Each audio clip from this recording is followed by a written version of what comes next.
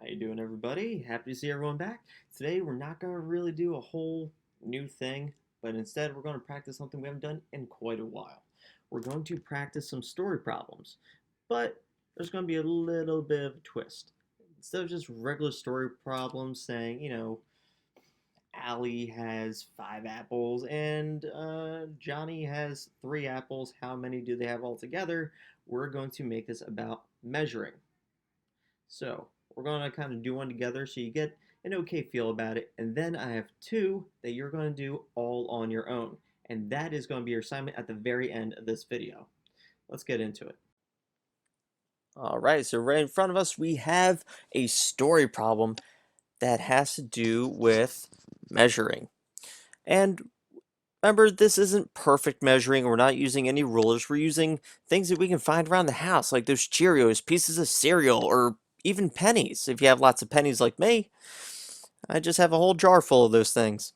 So let's read this together, and then we're going to work through it together. And I'm going to let you guys know what I like to do when I read story problems. I like to make sure that as I read, I circle all of the important things that I see. So let's do that together.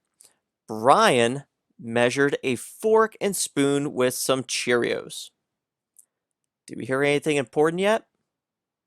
No, not quite. The fork was about 8 Cheerios long. You know what?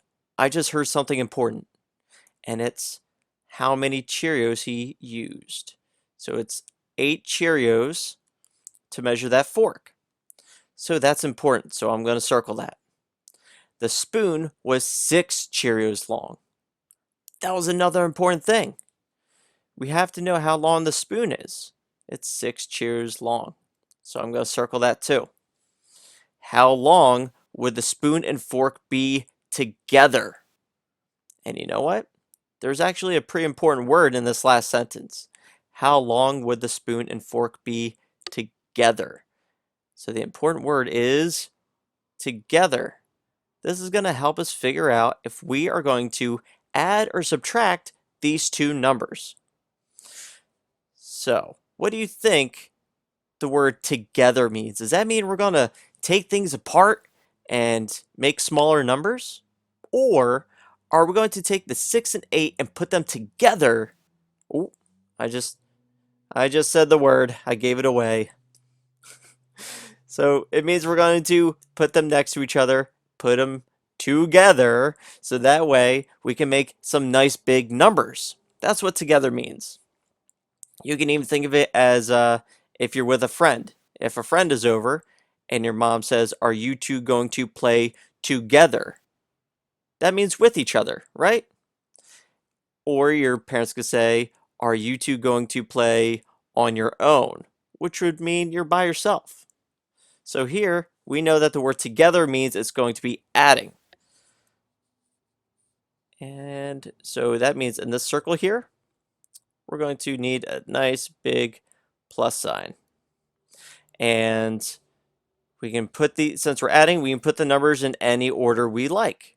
So we can put the 6 here, and we can put the 8 over there. And now we just need to add 6 and 8 together. Now you can do this with a number line, or maybe you just really know your math facts, which is cool. Or maybe you use touch dots. I use touch dots all the time. So touch dots are kind of like this. For 6, there's a few ways you can do it.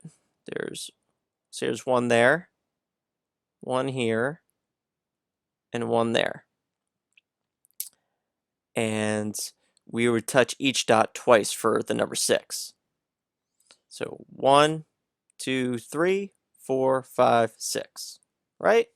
And for the number 8, I do it this way. I have 4 up top, 4 touch dots, and then 4 on the bottom. That way each circle part of the 8 gets the same amount of dots. So we can count on using this. So we don't have to count the touch dots with the 6. We can just count on from 6 if that's easier for you. We can say 6, 7, 8, 9, 10, 11, 12, 13, 14. So now we know that 6 plus 8 is 14. And that's our answer. That's how many Cheerios long the spoon and fork are together. All right, so this was our little practice for us to do together to get back into the routine of doing story problems. But now I have 2 story problems for you to do on your own. Okay, so for this next part, you're going to need a pencil and a paper. And I'm going to scroll on down to these story problems that are your homework. Okay? And I'm not going to just show them here for a second and then say, good luck, have fun. No, no, no. I'm not going to leave you guys high and dry. I'm going to read these story problems to you because there might be 1 or 2 words that might be just a little bit difficult, but it's okay. I'm going to read it to you. And you can always pick out the important things as I'm reading it. And I even made this blank number sentence for you to kind of put you on the right track. And after we have our answer, we need to make sure that we write a sentence to tell what our answer is. So let's read this together. I'm going to read it to you. And then I'm going to read how you should write your sentence with your answer at the very end, okay? So let's read this. Sarah measured a piece of paper and her textbook with cereal. See, this is the word that can get a little tricky. Cereal. The paper was about 10 pieces of cereal long. The textbook was about 16 pieces of cereal long. How much longer is the textbook than the paper? So now you need to figure out what the important things are to make a number sentence, and also figure out if we should add or subtract these 2 numbers. Okay? And then after you write down your number sentence, you put down your numbers however you should, and the correct sign in the middle, and then your answer at the end, right? Of course, we all know how to write number sentences. The part we haven't done that much of is maybe writing a sentence to tell our answer. So after we solve it, we should write a sentence about it. And it should say something like, the textbook is blank pieces of cereal longer. So see how I kind of took the question at the end and I kind of put it into a regular sentence. It says, how much longer is the textbook than the paper? The textbook is blank pieces of cereal longer. Okay, so that's the first question. If you would like to pause it while you work on it now, that is fine. Go ahead and pause the video, or you can replay the video later on if you need to. Okay, let's go on down to the next one. Now this next story problem has 2 parts. We have not done 2-part story problems in quite a while, and I thought it was super important that we practiced it, because they can get a little tricky sometimes, and I do not want anyone to forget how to do these kinds of story problems. Okay, so let's read this one together, and then towards the end, I'm going to give you guys just a little hint, a little reminder about how we should solve these kinds of problems. Okay? So let's start reading. Tanya measured a pencil and pen. The pencil was about 5 Cheerios long.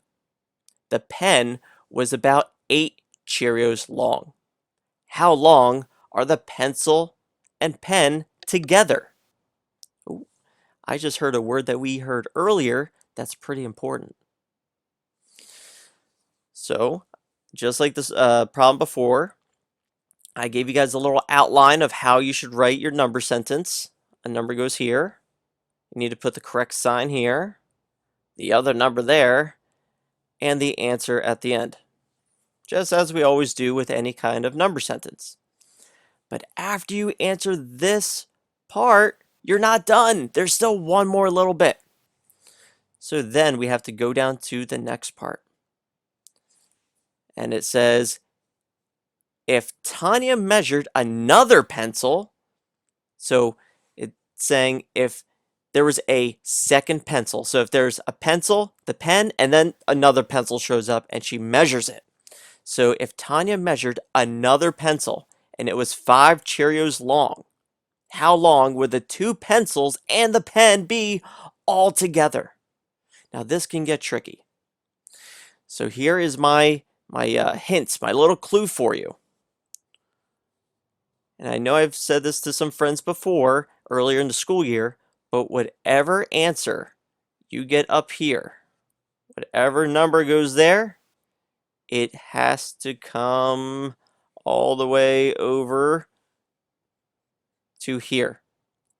Whatever the answer is here, it's going to be the first number in your next number sentence for the second part of this problem. Okay? That's the only hint I can give you guys. The rest of it you should be able to do perfectly. All right? So as soon as you're done, make sure mom and dad take a picture, send it over to your teacher, and we'll go over these tomorrow to kind of check in to see how everyone's doing. Okay? Maybe I'll just go over the first one or the second one tomorrow. I don't want it to take up too much time in the video. But I can't wait to see your answers and see all your work. And I'm going to talk to you guys tomorrow, okay? I hope you have a great day. You know, we all miss you. And if you have any questions, make sure you, mom and dad, send us a dojo, and we'll get back to you guys as soon as we can, all right? All right, have a good day.